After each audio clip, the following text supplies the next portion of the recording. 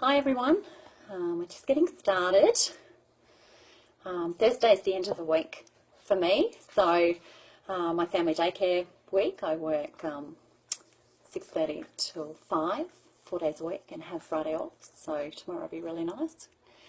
I'm just ready to start our programming Q&A that was set for 8 o'clock. Welcome everyone. I'm just about ready to get started. I'd love if you let me know what days you work, and if you're happy working those days. I really find 4 days works really well for me, and I'm hoping to continue working those 4 days. Some educators prefer 3 and some really like the whole 5, so it'd be great if you let me know what you enjoy working and what your aim is to get to work. So let's get started. We're talking about what we're going to cover tonight. So many early childhood educators really struggle on where to start with their programming, and what is their first real step when starting your program. So we'll look at how to get into a rhythm, how to get started, and are we doing enough? Because that's, really quite a question that pops up in my head all the time. Are we doing enough? Does this cover everything? And so we'll look a bit at that too. Feel free to pop any questions that you have into the box. That'll be great. I love the debate and pulling apart questions and looking at ways that will actually help educators in a real way. So that'll be great too. So before we begin, I'll say I am Kathy from Simple Reflect and Kathy's Family Daycare. I've been an early childhood educator for over 20 years, and starting when my first son was a tiny baby, and I've seen a lot of changes to this profession that we're in. So I've quite a few hats on at the moment. I really like it that way. A bit of a mix of both working with children and as well as working with quite new educators as well as experienced early childhood educators. I have 3 sons, so as you can imagine, I live a very, very busy life, as I imagine most of us do. Our own children keep us very busy without even adding our daycare children into the mix. So I thought I'd tell you 2 things about me that you might not know. I'm a competitive eventer, so I compete horses, both dressage, cross country and show jumping. And a little personal sharing, I also broke my leg just before Christmas playing roller derby and had 6 weeks rest and elevate holiday over Christmas that wasn't exactly planned. So that's a little bit about me. But it doesn't really tell you why I love helping educators with programming. So I hope to share a bit of this as we go along. I'm going to start by asking you which bit of your programming, your actual documenting, do you struggle with the most? So pop in the chat box if you let me know. Educators overwhelmingly tell me it is where to start. That's where we struggle. It's where to actually start. But then moving on, how do we create something that you actually enjoy completing? So most educators do not say to me they enjoy their documenting or programming or keeping all our requirements up to date. So how do you see yourself getting it to a point where you can enjoy doing it right? because that is actually the aim of what we do, is to enjoy our days and enjoy what we do each day. So one, it needs to feel worthwhile and like it's not a waste of time. We need to have the perception of value and a progression that can be seen and measured. And maybe even a sense of pride and real benefit that can be gained from what we're doing.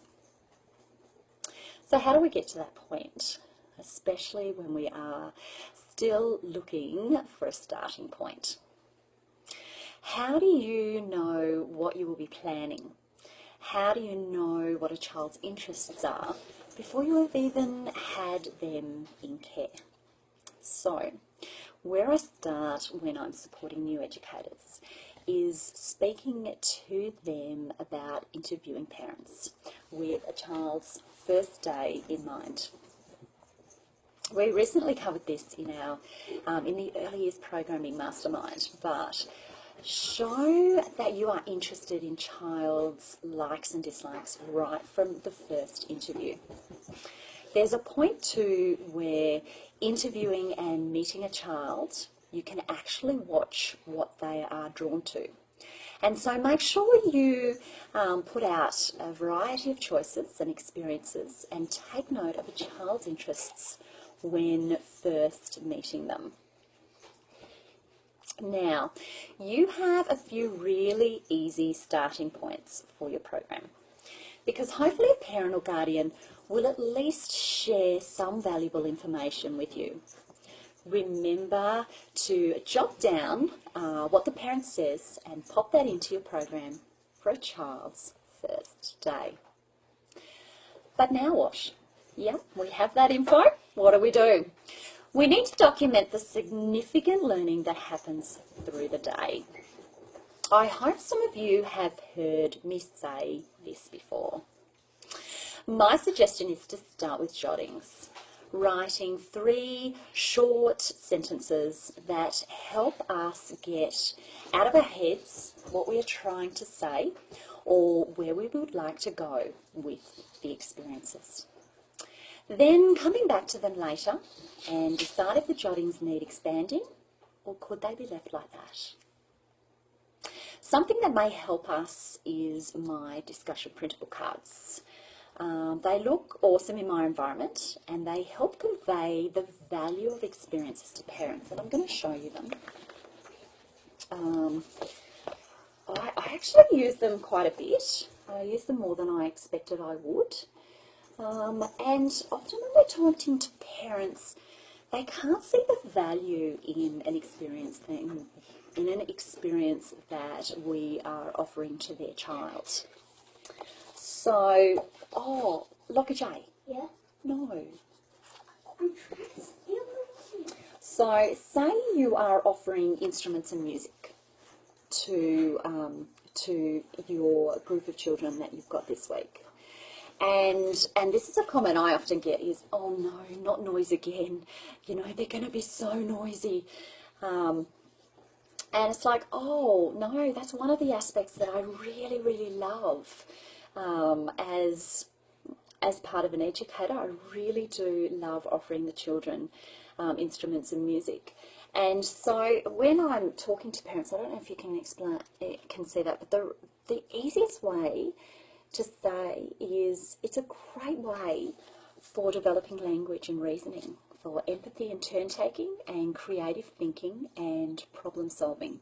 So there's a really great off-the-cuff way that you can convey value to your parents about the experiences that you're doing with their children.